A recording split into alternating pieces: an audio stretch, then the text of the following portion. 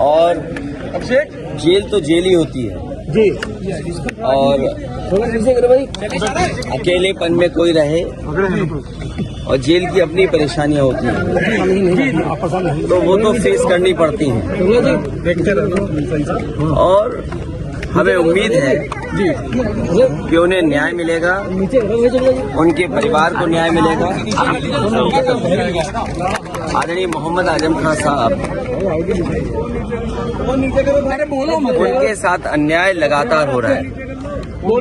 ये भी inhuman activity है सरकार की कि दो परिवार एक साथ नहीं है।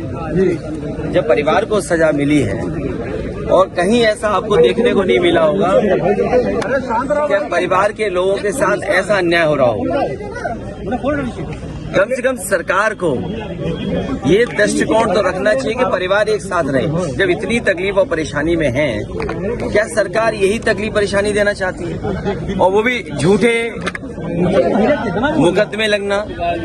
सरकार ये कहती है कि दुनिया में उनकी पार्टी सबसे बड़ी है, लेकिन जो लग रहा है Bharatiya Janata party world record नहीं, ये वर्ल्ड रिकॉर्ड से ऊपर चले गए हैं। ब्रह्मांड रिकॉर्ड बना रहे हैं झूठे मुकदमों का। लगातार वर्ल्ड रिकॉर्ड नहीं, ब्रह्मांड का रिकॉर्ड बना रहे हैं झूठे मुकदमों का। और केवल उत्तर प्रदेश नहीं, रामपुर टिकट कहीं पर देख लीजिए आप, हर जगह मुकदमे झूठे लगाए जा रहे हैं। और जो इलेक्टोरल बॉन्ड ने भारतीय जनता पार्टी का बैंड बजाया, उसकी वजह से आप दिल्ली को भी देख लीजिए कि दिल्ली में क्या हो रहा है। क्या देश ये स्वीकार करेगा झूठे मुकदमे लगा के लोगों को जेल भेज दें? और अन्याय की कोई उम्र नहीं होती है। जुल्म की करने वाला कितना भी जुल्म करेगा, अंत में सच्चाई की जीत होगी, सच्चाई की जीत होगी। रामपुर की टिकट को लेकर के और टिकट लेकर के भी चर्चा हुई है। सर पल्लवी देखिए, ये पीडीए ही जीतेगा, पीडीए ही एनडीए को हराएगा। और पीडीए से घबराई हुई है सरकार। लगातार मुख्यमंत्रियों पर कार्रवाई हो रही है, क्या ये कोई नया तरीका नहीं है। ये समय बहुत बलवान है। हमने आपने तमाम किस्से सुने होंगे।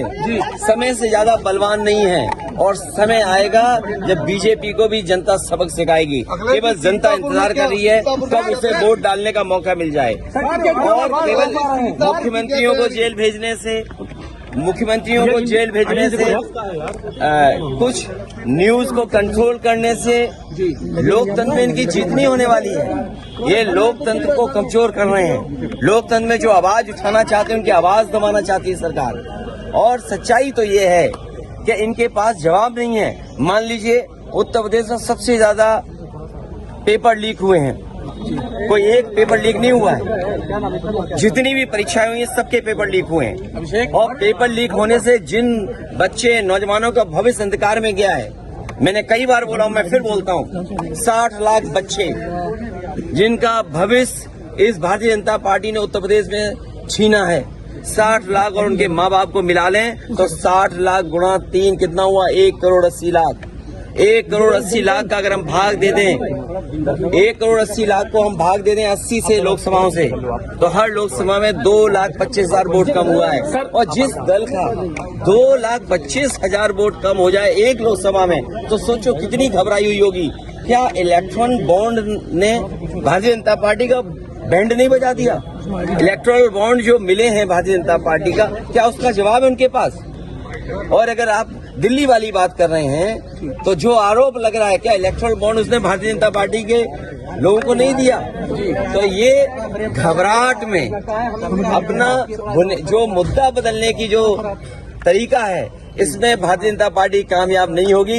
ये कितने भी नेताओं को जेल भेज देंगे, लेकिन जनता को जेल नहीं भेज सकते।